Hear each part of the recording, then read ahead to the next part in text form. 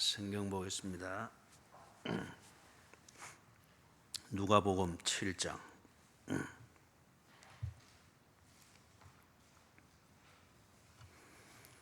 누가복음 7장 1절에서부터 10절까지입니다. 자, 같이 읽겠습니다. 예수께서 모든 말씀을 마치고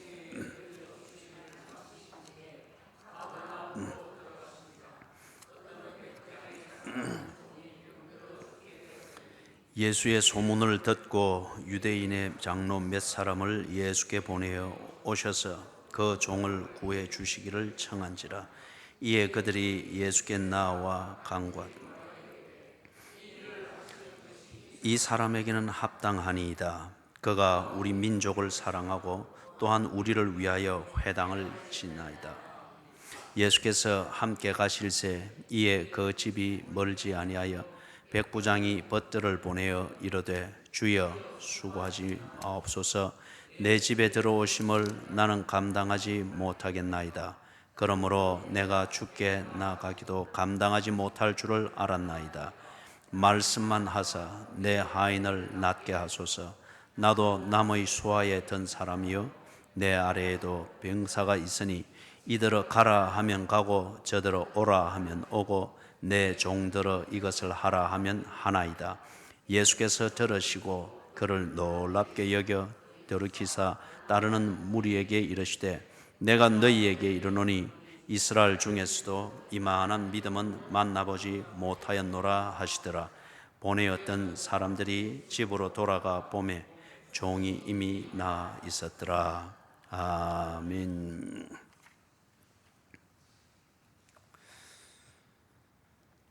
자, 가브나움은 예수님이 갈릴리 지역에서 3년 공생을 보낼 때 중심 지역의 역할을 했습니다. 가브나움이 잘 갖추어진 도시이거나 거기에 종교적 인프라가 잘 돼 있었기 때문이라기보다도 아마 제 생각에는 가브나움이 여러 가지 면에서 종교든지 문화든지 경제든지 가브나움의 정신을 형성하고 가브나움의 어떤 통념을 지배하는 그게 다른 지역에도 영향을 미치는 어떤 그런 중심 도시 역할을 했던 게 분명합니다. 그래서 하나님 나라를 가지고 온 하나님께서 예수님께서 참된 통치가 무엇인지 그리고 가브나움뿐만 아니라 가브나움의 영향력을 받고 있는 위성 도시들과 사람들이 정말 무엇을 기대하고 무엇에 의해서 통치를 받아야 하는가를 보여주기를 원합니다.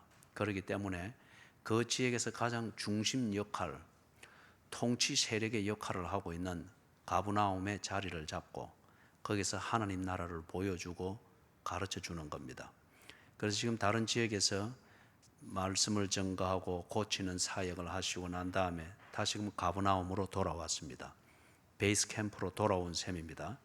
자, 베이스 캠프로 돌아왔는데 여기서 하나님의 나라가 어떤 것인가, 그리고 하나님 나라는 어디 있는가, 이 하나님의 나라가 내 밥상에서부터 침실에 이르기까지 내 일상의 삶이 되기 위해서는 어떻게 해야 되는가, 이걸 또 한번 보여주십니다. 그게 백부장의 하인을 고치는 이 사건입니다. 2절에 보니까 백부장이 있습니다. 이 백부장은 로마 군대의 꽃이라고 할 수 있습니다. 100명의 군인을 지휘하는 장교라고 하여서 그래서 백부장이라고 하는 이름을 붙였는데, 그 밑에 나오는 게 또 우리나라 군대 체제로 치면 분대장에 해당되어지는 어떤 그런 10명을 책임을 지고 있는 10부장이 있죠. 그런데 이 백부장은 웬만해서는 될 수가 없습니다. 군인 정신이 가장 투철하고 전우회가 가장 투철하고 그리고 병사들로부터 존경과 신망을 받는 사람입니다. 그리고 전쟁이 나면은 전선으로 가장 먼저 달려가는 사람이 백부장입니다. 그리고 전세가 불리할 때에 거기에서 남북 전쟁을 미국의 그 시빌 워 남북 전쟁을 할 때에 그때에 이 뭡니까 사기를 돋우는 그 사람이 누구였죠? 깃발을 들고 트럼펫을 부는 사람입니다. 그래서 깃발 잡은 군인이 저격을 맞아 죽으면 또 다음 사람이 잡고 또 다음 사람이 잡고, 이 로마 시대 때에 로마 군대의 사기를 돋우고 전선에서 활기를 돋우는 그 사람이 누군가 하면 이 백부장입니다. 그래서 이 백부장이라고 하게 될 때는 로마 군대의 그 뭡니까 제일 고위 장교도 이 백부장을 함부로 건드지를 못합니다. 왜냐하면 백부장이 무고히 당했다고 하는 정서가 퍼지면은 군대 내에서 대부분의 반란이 일어났기 때문에 그랬습니다. 그래서 로마의 제국에서 황제가 쉽게 바뀌고 이렇게 했던 것도 파견되어 있는 군대에 백부장들이 똘똘 뭉치면은 황제가 막 바뀌었던 겁니다. 그래서 이 백부장은 정신적으로나 육체적으로 가장 힘이 있고 누가 봐도 강인함의 상징이었습니다. 그 다음에 병사들에게 있어서는 자신들의 생계와 복지, 이 모든 것들을 돌보아주는 그러한, 자, 우리 성진이 엄마 옆에 갈까? 네가 아빠 옆에 있으니까 장난을 너무 많이 치네. 목사님도 설교하는데 너무 방해가 돼요.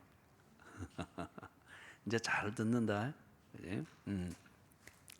자, 그래서 이 백부장은 강인함의 상징이었습니다.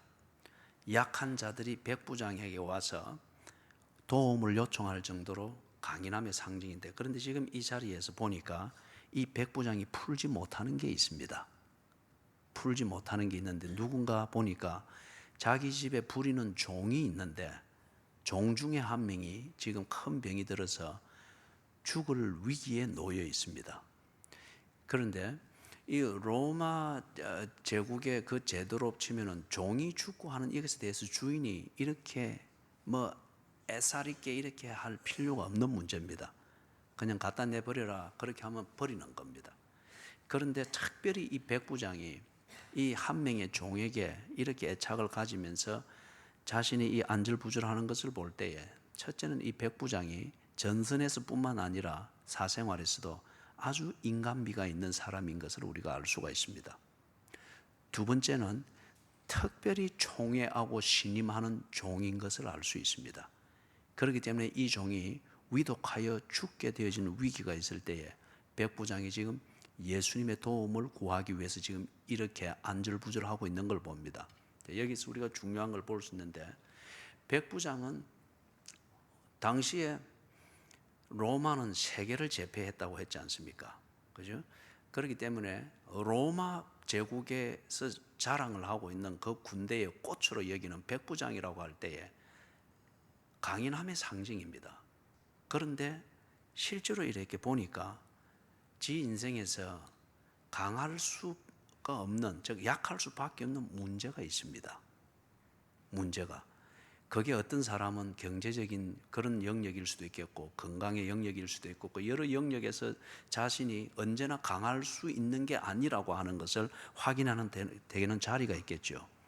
그런데 이 백부장은 지금 이 자리에서, 백부장은 남을 위해서 죽을 수 있고 사기를 북돋아주는 상징인데, 그런데 이 종, 자기를 위해서 일하고 있고 자기가 총애하고 있는 이 종을 위하여서 사기를 북돋아주고 하는 게 한계가 있습니다. 약한 자신의 면을 여기서 뚜렷이 발견을 하게 됩니다. 그런데 자신의 이 한계와 약함을 어떻게 해결을 하려고 합니까? 예수님이라고 하는 이분의 도움을 구하는 것, 이게 관계지 않습니까? 그죠? 관계를 만드는 것을 통해서 자신의 약함을 극복을 하려고 하고 문제를 해결하려고 하는 것을 볼 수 있습니다. 이게 우리에게 중요한 진리를 지금 보게 만들어주는 사건입니다. 누가 강한 사람인가? 반대로 누가 가장 약한 사람인가? 관계의 문제입니다. 믿을 수 있는 관계에 근거해 있는 사람은 강한 사람입니다. 관계가 그 사람을 강하게 만든다는 겁니다. 반면에 어떤 관계도 내가 믿을 수 있는 관계가 없는 사람이다, 그 사람은 가장 약한 사람입니다. 지금 백부장이 이것을 여기서 실감을 하고 있습니다. 강하기 위하여서 자기 자신에게 집중을 하고 자기 중심적이 되는데, 그런데 그 자체가 감옥이 되고 한계가 되어버립니다. 강한 자는 누구인가? 믿을 수 있는 관계 위에 있는 사람입니다. 어떨 때 우리가 약한가? 믿을 수 있는 관계가 없는 사람입니다. 그런데 여기서 이제 한 가지 정리를 해볼 수 있는 게 있습니다. 가장 불쌍한 사람, 어리석은 사람이 그렇다면 누구인가? 네 가지를 생각할 수 있습니다. 하나는 가짜에게 쏟고 있는 관계입니다. 가짜에게 쏟고 있는 관계. 우리 이런 걸 뉴스에서도 많이 보고 있고 TV 드라마에서도 이걸 시나리오에서 만든 드라마들을 많이 보고 있습니다. 남편인 줄 알았는데 가짜 사기꾼이었습니다. 사랑인 줄 알고 사랑의 관계를 맺었는데 나를 후려밀기 위해서 만든 분위기였습니다. 그게 진짜인 줄 알고 관계를 맺게 된 것, 이게 참 불쌍하고 어리석은 사람이라는 거죠. 가짜에게 속고 있는 관계. 두 번째 요소는 나보다 못한 것을 의지하고 있는 관계. 나보다 못하고 열등한 것을, 그걸 믿고 의지하는 관계를 만들고 있는 것, 이게 어리석음의 두 번째입니다. 여러분, 나보다 못한 것과 관계를 맺을 때에 편리합니다. 내가 하고 싶은 대로 다 할 수 있고 부릴 수 있고. 요즘 우리나라도 반려동물을 많이 키우지 않습니까? 이 반려동물을 키우는 사람들이 분명히 개는 사람보다 못합니다. 그런데 한동안 너무 즐거워합니다. 그리고 개와 시간을 보내는 것, 그걸 너무 좋아합니다. 왜 좋아할까요? 지가 원하는 대로 반려동물은 부릴 수 있기 때문입니다. 지가 원하는 대로. 그죠? 그렇지만은 그 반려동물이 자기에게 해줄 수 있는 것은 아무것도 없습니다. 그렇기 때문에 버림받는 반려동물들이 대단히 많죠. 그죠? 그래서 어리석은 자의 두 번째 면은 뭐냐? 나보다 못한 것을 의지하고 믿고서 관계를 맺고 있는 겁니다. 그리고 그 관계를 의지하고 있는 것, 이게 참 어리석은 거죠. 세 번째 요소는 관계를 맺고 의지는 하고 있는데, 그러나 그 관계가 문제를 해결해 줄 수 있는 게 없습니다. 좋아서 만났습니다. 매력이 있어서 같이 삽니다. 그런데 부부로 같이 산다는 것 자체가 적과의 동침이지, 그것으로 인해서 가정을 세우고 의미 있는 삶을 만들고 문제를 해결하는 게 아무것도 없습니다. 그냥 가장 단세포적이고 적흥적인 즐거움을 위해서는 대화가 되고 교제는 되는데, 조금 의미 있는 걸 의논하려고 하고 의미 있는 것을 위해서 생각을 나누는 대화로 가면은 도무지 대화가 안 됩니다. 자꾸 싸움만 납니다. 그죠? 이것은 좋다고 관계는 맺었는데, 그런데 문제를 해결할 수 있는 게 아무것도 없는 그런 관계입니다. 의미가 없는 관계죠. 이게 어리석음의 세 번째 요소입니다. 네 번째 요소는 어리석은 사람, 네 번째는 뭐냐? 믿는 것이 없습니다. 믿는 것이 없습니다. 내 안의 이유 때문이든지 아니면은 외부의 이유 때문인지 어떤 면에서든지 간에 믿고 관계를 맺는 것을 다 차단을 해버리고 혼자의 생각대로만 합니다. 오늘 이 현대 사회의 한 단면을 보여주는 것이죠. 현대 사회에. 그죠? 자, 그래서 네 가지를 이야기를 했습니다. 가짜에게 속고 있는 관계. 두 번째는 나보다 못한 것을 의지해서 관계를 맺고 있는 것. 세 번째 어리석음의 요소는 문제를 해결할 능력이 아무것도 없는 관계. 그죠? 의미가 없는 관계죠. 네 번째는 믿을 게 없는 사람입니다. 누구도 믿지를 못하는 그런 상태가 되어버린 사람, 어리석음입니다. 자, 그런데 이 백부장이 이 사건을 통해서 이 상황에서 이것을 터득했습니다. 그래서 유대인이 아닙니다. 그 다음에 백부장의 자부심이 있습니다. 그리고 로마 군대로서 유대 땅을 포함하여서 이 동방 지역을 통치하는 로마 황제의 권위를 대행하는 그 역할을 위하여서 이 군대가 파견되어져 있습니다. 그런데 통치하고 자신의 다스림을 받아야 될 유대인에게 도움의 손길을 내밉니다. 만약에 예수가 가짜인 것 같으면 이 백부장은 이중적인 어리석음을 범하는 게 되겠죠. 만약에 예수가 백부장보다도 못한, 부리기에는 좋고 편리한 사람이지만은 백부장보다 못한 능력이고 가능성도 없는 사람이면은 백부장이 예수에게 손을 내미는 것은 정말 어리석은 짓을 하는 겁니다. 우선은 카타르시스가 되는지 모르지만은 의미적으로 볼 때는 어리석은 짓입니다. 세 번째는 예수가 소문은 몰고 다니고 신비감은 조장하는데 실제적인 문제를 해결하는 능력이 아무것도 없는 예수일 것 같으면 예수에게 도움을 구하기 위해서 손을 내미는 백부장은 정말 어리석은 짓을 하고 있는 게 되겠죠. 반면에 네 번째, 이런 어려움에 직면해 있음에도 불구하고 예수가 능력이 있고 그런 분이다 하는 게 검증이 된 사람들로부터 소문들이 몰려오면도 불구하고 나는 누구도 믿을 수 없어. 저렇게 믿었던 종도 병드니까 아무것도 아닌데, 그래서 내게 오히려 허망함과 고독감만 더 가중시키는 것, 누구를 믿어서 이렇게 될 수 있다고 하면 예수들 배울 수 있겠어? 하면서 믿지 아니하게 될 때에 백부장은 더욱더 어리석은 자가 될 겁니다. 그런데 지금 이 단계에서 백부장이 바로 그 유대인 예수에게 손을 내밉니다. 도와주십시오. 예수님과 관계가 맺어집니다.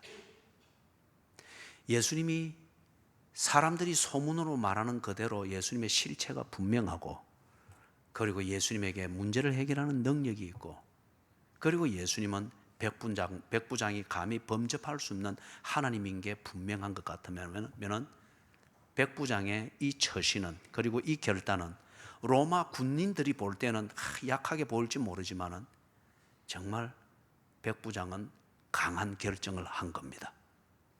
그 뒷부분을 우리가 살펴봅니다. 자, 백부장이 3절에서 보니까 이 예수님의 소문을 듣고 예수님께 손을 내미는데 누구를 중간에 세웠죠? 유대인의 장로 몇 사람들을 예수님께 보냈습니다. 그리고 자기가 원하는 바가 무언가를 말씀하면서 도움을 그렇게 청한 겁니다. 자, 이 유대인의 장로들이 백부장의 부탁을 받아가지고 예수님을 찾아갔습니다. 이걸 볼 때에 이 백부장은 식민지를 통치하는 지휘관 중에 한 명으로서 식민지 백성들로부터 덕망을 얻고 있는 사람인 게 분명합니다.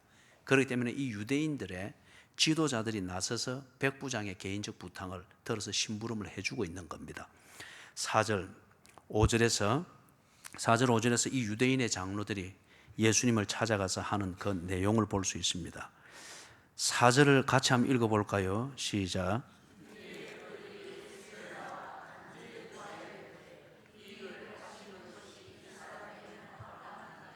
5절 같이 또 있습니다. 그가 우리 민족을 사랑하고 또한 우리를 위하여 회당을 지었나이다 하니.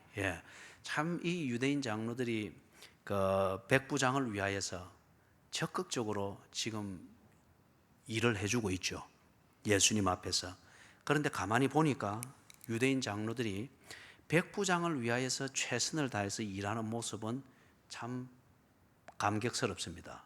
그런데 이들의 예수님을 상대해서 하는 일하는 이 태도 속에 예수님을 존중하고 인정하는 면은 보이지를 않습니다. 백부장을 위하여서 자신들이 일을 하고 있는 자신들의 입장과 백부장의 입장만 있을 뿐, 그것에 맞추어서 예수들을 이렇게 하십시오 저렇게 하십시오 하는 간절한 부탁이 있을 뿐, 예수님의 입장과 예수님의 어떠하심과 예수님의 존재를 인정하는 이 대화가 보이지를 않습니다. 자, 여기서 우리가 종교적인 부탁 내지는 종교적인 기도, 소위 말해서 복을 구하는 종교적인 기도와 예수님과의 인격적 대화로서의 그 기도, 이 차이를 여기서 뚜렷이 볼 수가 있습니다. 자, 먼저 이 유대인 장로들이 예수님을 대하면서 부탁을 하는데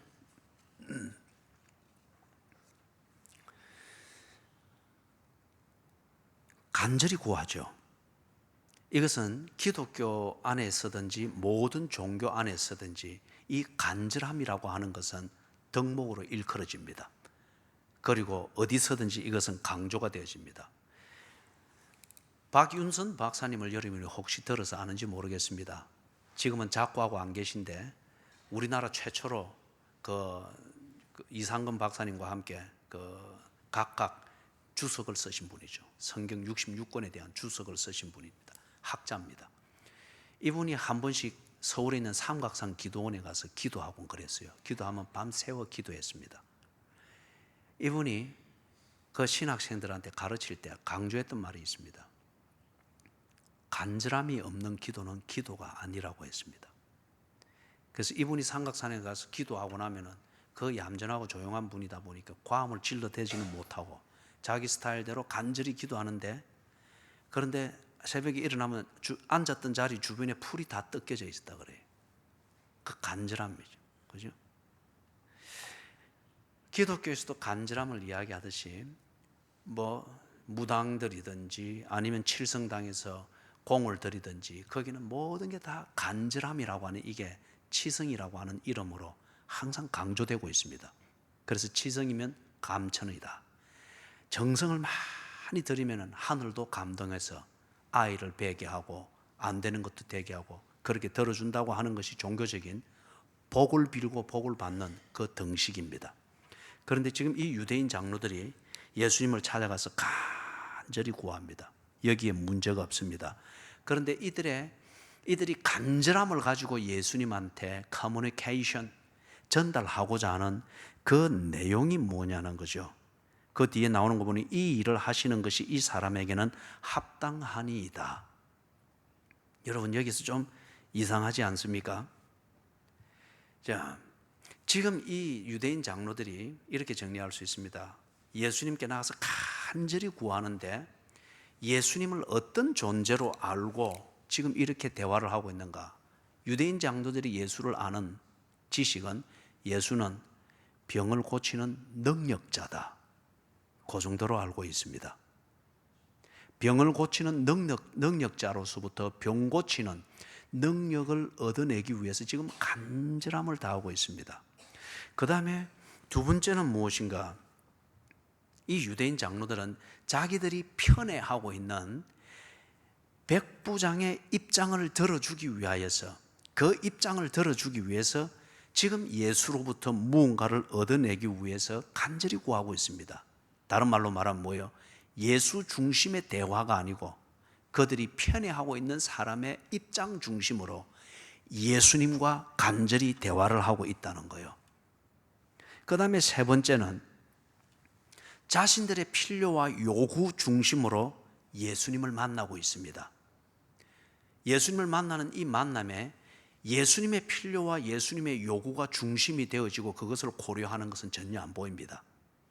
자신들의 필요와 자신들의 요구 중심으로 예수를 만나고 있습니다. 네 번째는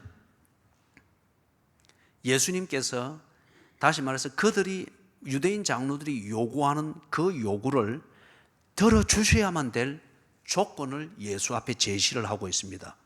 다시 말해서 이건 뭐예요? 예수님의 인격적이고 자발적인 결정을 부탁을 하는 것이 아니라 예수님이 들어주셔야만 될 강요를 합당화시키는 조건을 제시를 하고 있습니다. 그게 5절이죠. 이것을 들어주는 것이 합당합니다. 다섯 번째, 마지막으로 보는 것은 이 유대인 장로들이 자기 방식대로 복을 구하고 있습니다. 사람들이 복에 대한 보편적인 개념은 내가 원하는 것을 내가 원하는 방식대로 받는 것을 복으로 생각을 합니다. 그게 내한테 의미가 있는 것인지 꼭 필요한 것인지 이것에 대해서는 상관이 없습니다. 사람들은 그렇게 철학적이 되는 것에 대해서 그렇게 심각하지 않습니다. 단지 사람들이 바라는 복은 내가 원하는 것을 내가 원하는 방식대로 받게 되는 것을 복으로 여깁니다. 그렇기 때문에 귀신이라도 섬기는 거예요.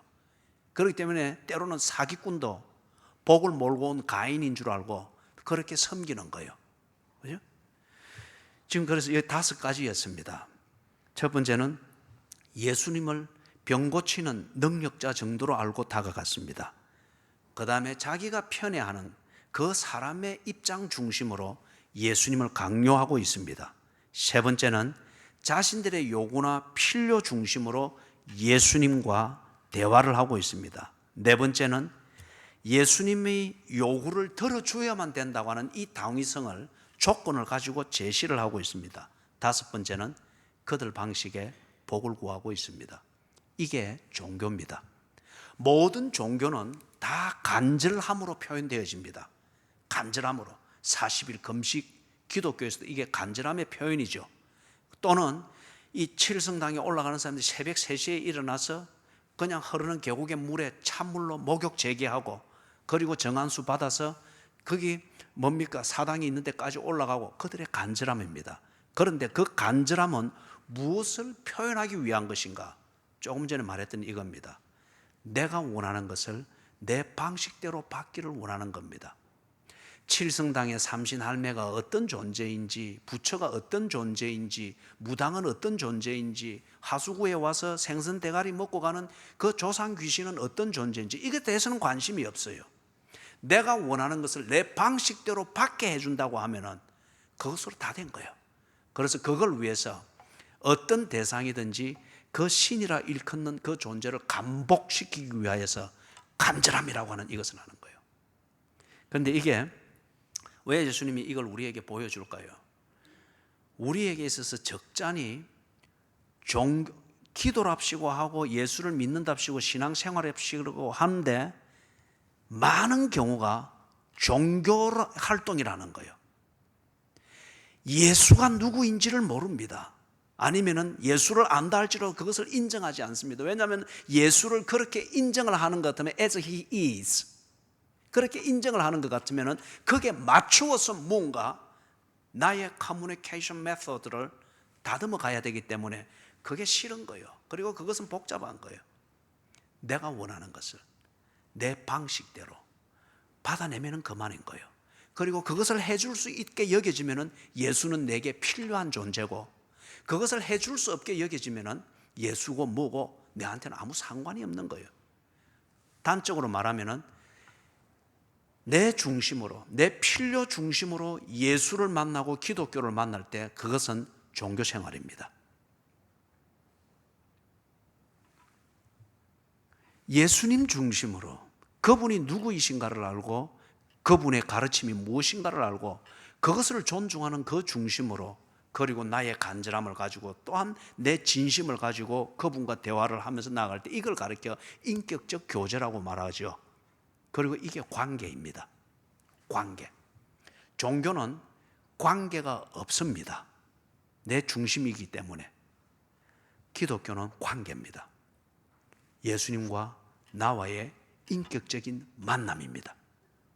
그렇기 때문에 예수님이 나를 당신 안에 두었듯이 예수님을 내 안에 모시는 겁니다. 그래서 하나님은 나를 생각하는 그 중심으로 나를 위하여서 일하시고 나는 하나님 중심으로 예수 중심으로 주를 섬기며 신앙생활을 하는 겁니다.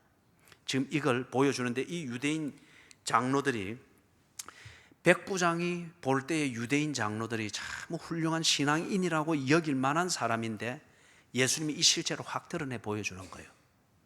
그들은 하나님과 인격적 관계가 있는 신앙인들이 아니라 자기 중심으로 하나님을 필요한 대로 부리고자 하는 종교인들이라는 거예요. 이걸 보여줍니다. 자, 여기서 한 가지 이제 짚을 게 있습니다. 복을 위하여서 종교적으로 비는 것, 그것의 공통점은 뭔가 하면 이겁니다. 내가 선행을 했기 때문에 5절에서 나오는 것처럼 자기 유대인 나라를 사랑하고 사랑해서 회당을 지어주고 얼마나 덕을 많이 끼쳤어요. 그죠? 그래서 이런 선행을 했기 때문에 내가 원하는 것을 들어주어야 됩니다. 이게 종교적으로 복을 구하는 겁니다. 내가 이런 선행을 했기 때문에 아니면 또 이런 거예요. 복을 받기 위하여서 내가 원하는 복을 받기 위해서 선행을 행하는 것, 그것도 종교입니다. 그런 것을 들어줄 수 있는 종교적 신은 없습니다. 우리 지금 이 유대인 장로들이 그래 하듯이 기독교 교인들이 이런 식으로 아주 간절하게 기도하고 아주 간절하게 신앙생활하고 그렇게 세월을 흘러보내면서 그렇게 집착하는 게 되는 경우가 대단히 많이 있습니다. 내가 착하게 살았기 때문에, 아니면은 교회 생활을 눈에 보이게 잘했기 때문에, 아니면은 내가 누구에게 구제를 했기 때문에, 그렇기 때문에 나는 하나님께 복을 받을 것이고 내 자녀도 복을 받을 것이다. 그럴까요? 그렇다면 하나님이 필요가 없습니다. 선행을 행하는 당신이 하나님입니다. 예? 얼마 전에 내가 한 교인에게 헌금 생활을 지도를 했습니다.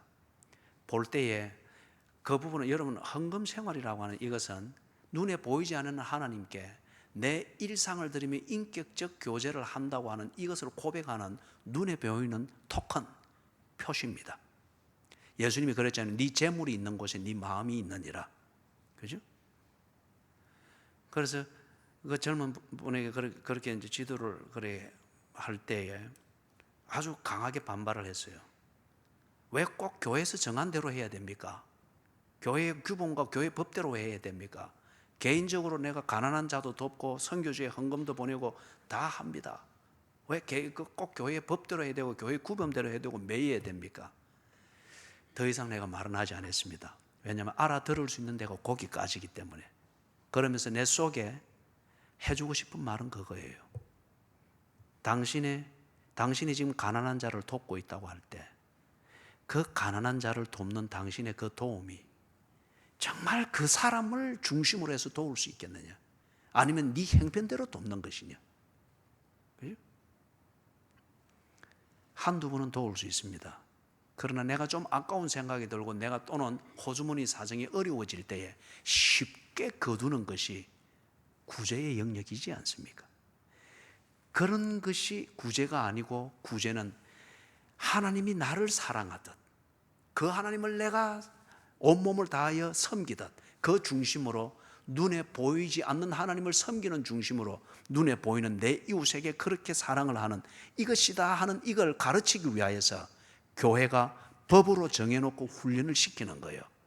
훈련을 시키는 거예요. 그죠? 그렇기 때문에 여러분, 내가 선행을 행했기 때문에, 또는 그런 식으로 내 나름대로 복을 받기 위해서 남을 도와주고 방생을 하고 무슨 이런 것을 했기 때문에 하나님 앞에 나와서 복을 주십시오. 성경은 우리에게 그렇게 가르치지 않습니다. 그죠? 그게 아닙니다. 그런데 성경에서도 분명히 우리가 소위 말하는 복을 이야기를 하고 있죠. 그거는 뭔가 하면 이런 겁니다. 내가 그리스도인으로서 합당하게 살 때에 그 합당하게 살 수 있는 모든 환경과 자원을 적절하게 공급해 주십니다. 그리스도인으로 합당하게 살기 위해서 겉옷을 달라고 하는 자에게 합당할 때는 속옷까지 줍니다. 그럴 때에 하나님께서 나를 벌거벗은 채로 그렇게 지내게 두지 않는 거예요. 새 옷을 입게 하십니다. 다음의 삶에 필요한 내 맞는 새 옷을 입게 하시는 거예요. 우리 시편에도 보면 의인의 자식이 걸식함을 보지 못한다 그렇게 하고 있지 않습니까? 그죠? 이 의인의 삶, 여호와 앞에서 올바로 살기 위해서 얼마나 많은 것들을 흩어나누고 구제했겠어요. 그럴 때에 지 자식이 먹지 못하는 경우가 있습니다. 그럴 때 자식들이 막 불만을 할 수 있어요. 왜 우리는 안 주고 엉뚱한 저 거지들만 주고 그렇게 하면서 뭐 하나님 믿는다고 그래 하고 얼마나 막 불만을 하겠어요. 그런데 그 자녀들이 먹지 못해서 사람답지 못하게 사는 경우가 없더라는 거예요. 이해하지 못할 때는 그게 불만의 요소지만은 그걸 통해서 나중에 사람 사는 게 뭔가를 하나님의 은혜로 깨닫게 될 때에 그렇게 살았던 어머니를 닮더라는 거예요. 그런 아버지를 닮더라는 거예요. 그래서 이런 겁니다. 기독교에서 우리에게 주는 그 복이라고 하는 것은 무엇이냐? 내가 그리스도인으로서 마땅히 살아야 될 삶에 있어서 집중하여 살 때, 내 자원을 그 중심으로 잘 활용하면서 살 때에 하나님께서 그 빈자리를 채우고 채우는 목적은 뭐죠? 합당하게 사는 삶에 흐트러짐이 없도록 공급해 주신다는 거예요. 이게 달란트 비유지 않습니까? 2달란트 받은 자, 5달란트 받은 자, 그 5달란트를 다 쓰고 2달란트를 합당한 삶을 위해서 다 썼을 때 자원이 없어서 손 놓고 있은 게 아니잖아요. 배가 더 왔습니다. 배가 더 왔습니다. 그죠?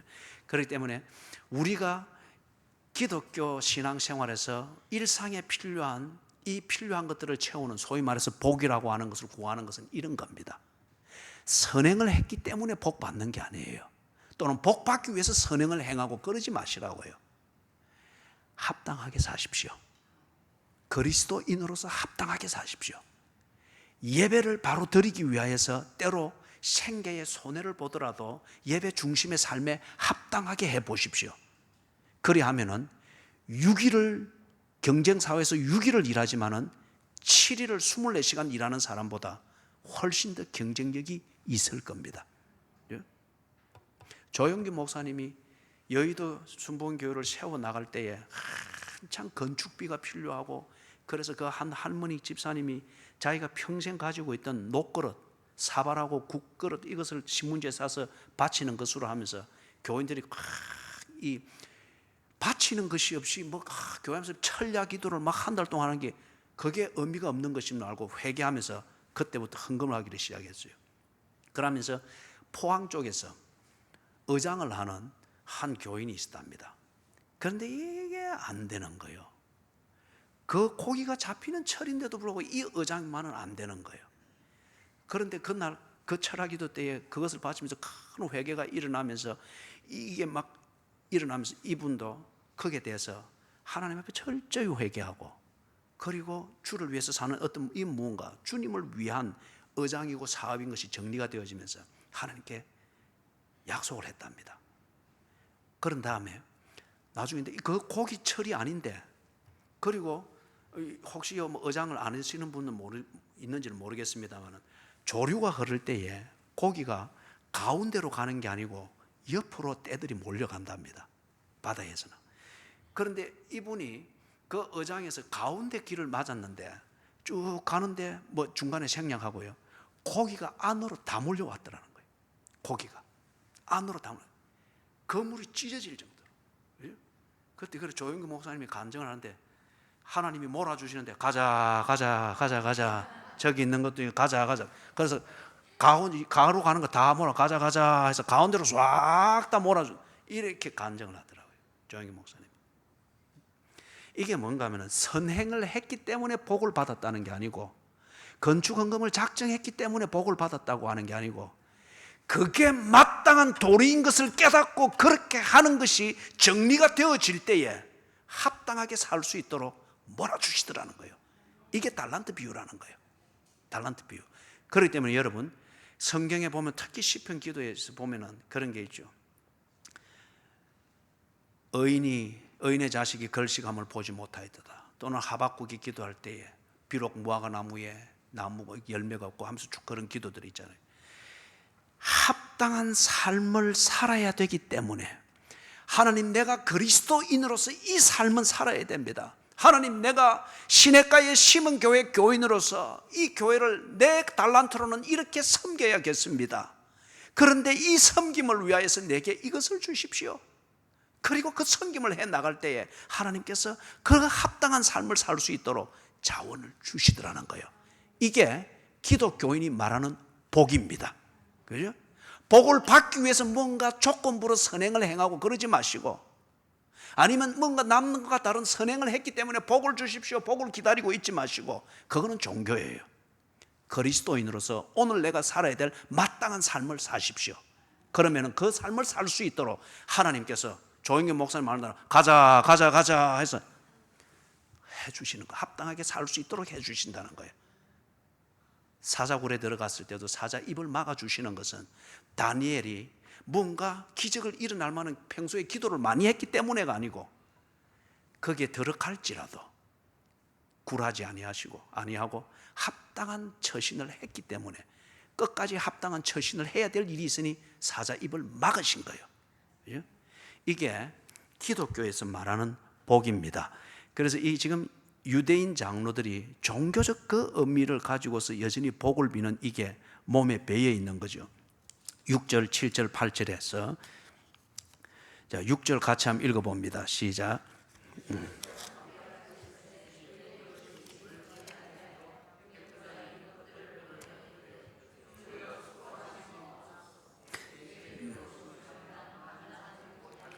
예, 백부장이 가만히 생각을 해보니까 이게 예수님께 큰 결례를 범한 거예요. 혈통적으로 볼 때는 예수님이 유대인이지 않습니까? 그리고 거기가 지금 또 유대 사회고, 이 유대 사회에서 이 백부장이 신망을 잃지 않은 것은 유대인들을 잘 존중해 주었기 때문이지 않습니까? 유대인 사회에서 이 율법 중에 유대인이 특히 지도자로 인정을 받는 사람이 이방인의 집에 들어가서 교제를 하면은 유대 사회로부터 의심을 받습니다. 그리고 문책을 받게 됩니다. 그런데 자기가 내심 존중해서 지금 구원의 손길을 펼친 그 예수님에게 자기 집으로 오라고 했단 말이에요. 이거는 예수님을 곤란에 빠뜨리는 겁니다. 그래서 지금 급히 사람을 보냈습니다. 보내서 내 집에 들어오시는 것을 감당할 수 없나이다. 그런데 단지 이게 격식을 차려주기 위해서 예의로서 그렇게 한 것이냐, 그것도 높은 수준의 예의죠. 그렇게 한 것이냐, 그렇게 볼 수 없는 것은 7절에 볼 때에 내가 죽게 나아가기도 감당하지 못할 줄을 알았나이다. 이방인으로서 유대인 지도자로 소문을 몰고 다니는 예수님 앞에 나아가서 대면하게 될 때에 혹 누가 될까 싶은 그것 때문에 직접 나가는 것도 꺼렸지만은 그 중심에는 뭐가 있는 거예요? 이 백부장은 소문을 통해서 들은 예수님을 내심 크게 공경하고 존중하고 있습니다. 그렇기 때문에 학생이 스승을 존중할 때 스승의 그림자로 밟기를 두려워해서 그림자가 있는 대로 빙 돌아서 피해간다고 하지 않습니까? 제가 목사지만은 여러분들 중에 어떤 사람은 목사라는 이 이름을 굉장히 존중을 합니다. 그렇게 해서 말 한마디도, 그 다음에 쉽게 농담하면 섞는 것도 조심을 하고 어려워하는 사람들도 있습니다. 반면에 밖에 나가면은 별것 아닙니다. 그죠? 저 기다리세요. 한쪽 구석에 가서 앉아서 기다려야 되고, 그런 거요. 그죠? 내가 상대방에 대해서 얼마만큼 존중하고 있고, 신뢰하고 있고, 의지하고 있고, 사랑하고 있느냐에 따라서 그 사람에 대한 품위를 내가 관리를 해줍니다. 이 백부장이 예수님을 자기가 그렇게 공경하고 존중하는 거예요. 이 유대인 장로들은 다 같은 예수인데 아무렇게나 대하고 종교적 심볼로 대하고 있는데, 이 백부장은 예수님을 온 마음을 다해서 나름대로 존경해서 자기 스스로 예수의 품위를 세워주고 지켜주고 있는 거예요.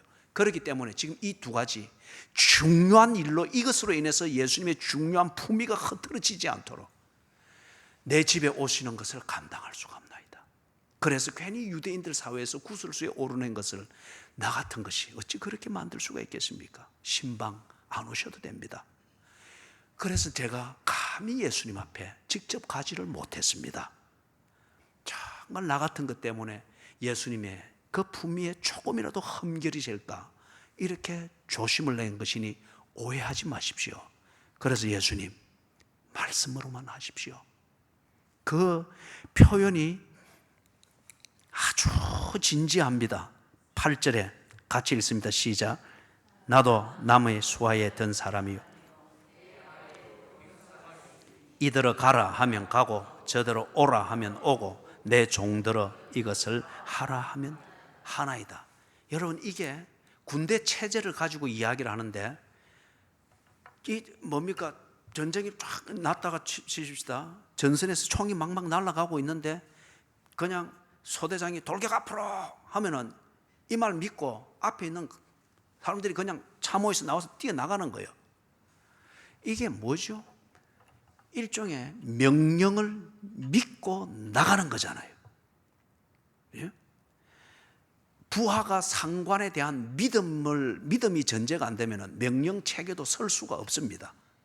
그래서 이걸 일종의, 지금 자기가 얼마나 예수님을 진심으로 공경하고 있고 그것은 조금이라도 예수님의 품위에 흠집을 내는 것을 삼가하겠다고 하는 이것으로 보여주었고, 그 다음에 이 존경심이 예수님을 어떻게 믿고 있는가를 보여주기 위해서 8절에 명령 체계를 비유로 해서 지금 예수님한테 자기의 진심을 보여주고 있는 겁니다. 예수님이 우리 집에 오는 것이 귀찮아서 그런 것도 아니고 좀 좋은 의미에서 예의를 차려서 이런 것도 아닙니다. 정말 예수님의 그 명령에 조금이라도 흠집이 가는 것을 내가 볼 수가 없고, 그럴지라도 저는 예수님을 전적으로 믿습니다. 내 밑에 있는 졸병들이 내가 하라고 하면 말 한마디 떨어지면 그들이 바로 그게 행동이 됩니다. 제가 예수님을 그렇게 믿습니다. 말씀만 하십시오. 명령만 내리십시오. 그러면 그대로 될 줄로 믿습니다. 이거예요. 여러분, 이게 믿음입니다. 우리가 이 신앙생활이라는 것을 많이 오해를 하고 있죠. 지성이면 감성이다, 감천이라고 하는 이 사고방식으로 뭔가 열심을 내고 간절함을 내어서 하나님을 감동시키려고 하는 어떤 이거는 믿음이 아니에요. 지금 이게 믿음이다. 하나님이 내게 밥을 주신다. 그렇기 때문에 밥상에 앉았을 때에 첫째, 밥을 주시는 하나님의 그 정성에 조금이라도 결례가 되지 않기 위하여서 멈추고 기도하는 거예요. 감사합니다. 둘째, 내게 밥을 주시는 하나님. 이 하나님께서 이걸 먹이시으니 이걸 먹고 힘을 얻어 다음 일과도 진행하게 하실 것이다. 믿고 이를 위하여서 그걸 두고 기도하는 거예요. 그죠? 하나님을 믿는다고 하는 것은 곧 하나님을 중심으로 한 나의 일상입니다. 나의 일상. 이거는 정성을 들이는 문제가 아니고 하나님이 내게 그리 말씀하시니 그분을 존중하여 그 말씀이 곧 내 행동이 되어지는 것. 이게 믿음이지요. 여러분의 밥상은 어떻습니까? 여러분의 땀 흘리는 노동 현장은 어떻습니까? 잠자리에 들기 전 침실에서는 하나님을 존중함과 명령하신 하나님의 그 명령을 순종하여 자리에 눕습니까? 그것마저도 생각을 해보시라고요. 하나님이 뭐로 누우라고 했는지, 반듯하게 누우라고 했는지, 아니면 좌로 뭐로 해서 누우라고 했는지. 에스겔이 그래 했지 않습니까? 에스겔이 그래 했지 않습니까? 뭐로 누우라고 하는 이게 웃음소리가 아니라 정말 하나님을 공경하면은, 여러분, 하나님을 공경하는 이게 내 마음에서 그렇게 간절하면은 밥술을 떠서 먹어야 될지 젓가락질을 해서 먹어야 될지 가르치는 하나님의 말씀이 신경이 곤두서는 거예요.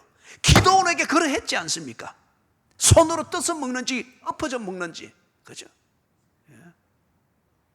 생각을 해보시라고요. 내 중심에서 정성을 쏟아붓는 이게 믿음의 본질을 말하는 게 아닙니다. 하나님을 듣는 겁니다. 그리고 그것에 대한 반응, 이게 일상의 삶의 행동으로 나타나는 겁니다. 그죠? 이게 지금 믿음이라는 거예요. 그렇기 때문에 9절에서 예수님이 깜짝 놀랐습니다. 이 복음서에 보면은 예수님이 놀랐다고 하는 표현을 2번 하고 있습니다. 한 번은 마가복음 6장 6절인가 그럴 거예요. 거기서 예수님이 그 많은 기적을 보여줘도 도무지 믿지 못하는 그 사람들을 보고 놀랐습니다. 야, 정말 너희들 머리가 노소로 만들었나? 이리 보여줘도 우치 못 믿는 기적이다. 놀랐습니다. marveled. 그 다음에 여기서 2번째 표현하고 있는 거예요. 예수님이 놀랐습니다. 이때는 어떻게, 왜 놀랐죠? 아니, 이스라엘 사람들도 이런 정도로 믿음을 이해하지를 못하는데 이방인인 네가 믿음을 정확하게 이해를 하고 있네. 그리고 믿음을 실천하고 있네. 놀랐습니다. 그죠? 놀랐던 거예요. 자, 마지막 정리를 합니다. 9절에서 말하는 게 이스라엘 이 사람들, 유대인 장로들로 대표되어졌던 이 이스라엘 사람들의 믿음이라고 하는 게 어떤 시기였느냐? 예수님이 메시아다, 구세주다, 이것을 믿기가 어려운 신앙이었습니다. 그래서 예수를 메시아로 인정하지 아니하는 믿음이었습니다.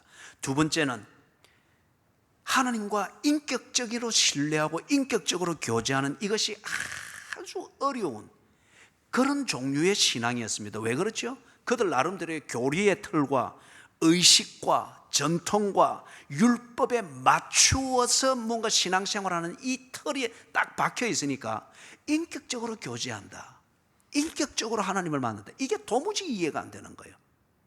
조금 전에 내가 여러분, 하나님이 정말 밥을 이리 떠서 먹으라 하더나, 이리 떠서 먹으라 하더나, 뭐로 누우라 하더나, 바로 누우라 하더나, 그 사랑받은 자는 이 말의 의미가 뭔지를 알 거예요. 그런데 이 유대인들은 이게 이해가 안 되는 거예요. 그죠? 예배 의식대로 그래 하면은 다 된 거로 아는 그런 게 이게 어려운 거예요. 세 번째는 명령에 순종한다 하는 이것을 예배 의식을 지키는 것, 율법적 의무를 다하는 것으로 인식을 한 거예요. 교회 가는 시간 되면 툭툭툭 떨고 그냥 막 정신없이 TV 더 끄고 컴퓨터도 끄고 뭐 나서서 이렇게 가서 또 정신없이 또 몸에 익은 대로 집중하여 있다가 그죠? 졸다가 또 한 소리 들으면 또 이래 있다가 그다음에 또 마치면은 다 됐다. 가서 또 뭡니까? 그래 하면 다 되는 거로 알고 있는, 그렇기 때문에 명령에 순종한다고 하는 이게 이해가 안 되는 거예요. 하나님의 명령을 듣고 그걸 순종한다는 게 이해가 안 되는 거죠. 그렇기 때문에 일상의 삶을 예수님과 동행한다, 이거는 도무지 이해가 안 되는 거예요. 왜요? 일상의 삶을 예수님과 동행하는 것, 이것이 믿음이다, 이게 도무지 이해가 안 되는 거예요. 그런데 바로 이 백부장이 이걸 정확하게 실천을 하고 있는 거예요. 정확하게 실천하고 있는 거예요. 아니, 믿음의 사람들이라 스스로 자부하고 있는 이스라엘에서도 볼 수 없는 이 믿음을 당신이 가지고 있다니, 그리고 이 믿음의 삶을 당신이 지금 이렇게 보여주고 있다니, 예수님과 동행하는 삶, 하나님과 동행하는 이 일상을 당신이 지금 살고 있다니, He is marveled. 예수님이 놀랐습니다.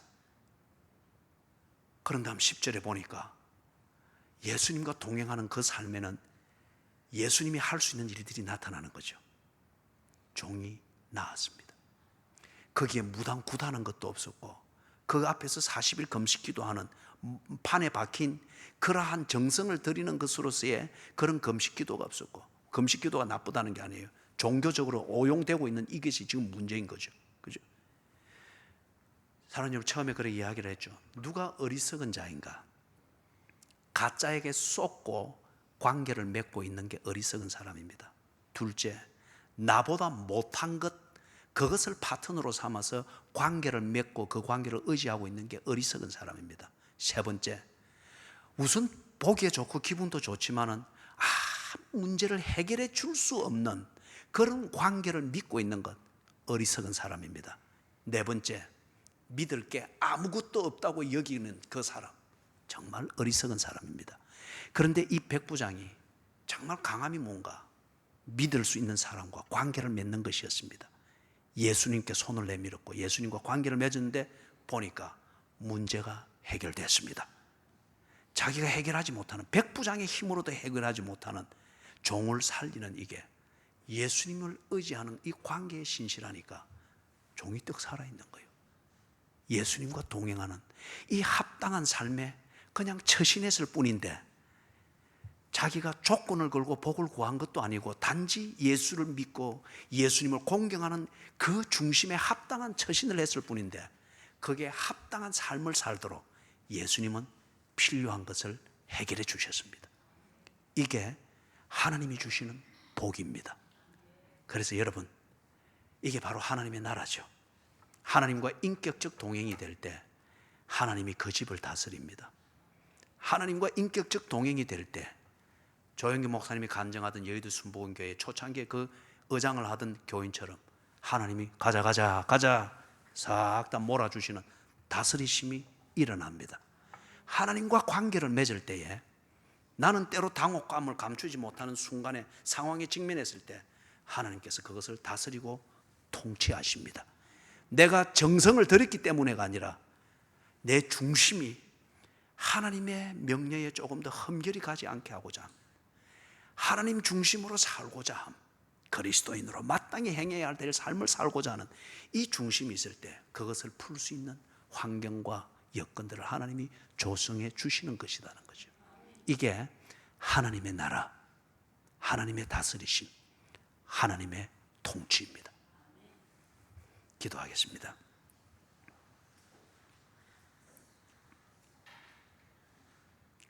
주여,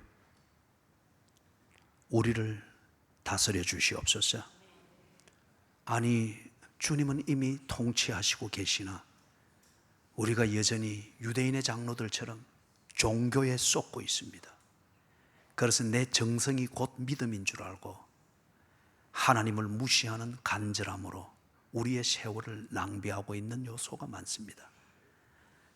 주여, 이 백부장이 가졌던 그 청결한 마음을 주시고, 그리고 청결한 마음으로 보는 우리 주님과 동행하는 일상을 살게 해 주시옵소서. 이제 밥 먹는 데서부터 잠자리에 이르기까지 하나님이 내게 말씀하신 것,